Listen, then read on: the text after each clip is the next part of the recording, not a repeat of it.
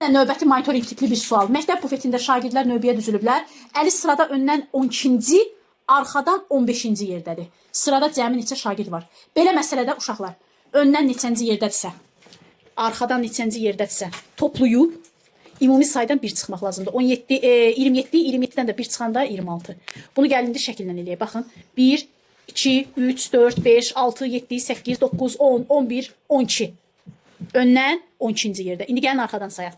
1, 2, 3, 4, 5, 6, 7, 8, 9, 10, 11, 12, 13, 14, 15. Gördünüz?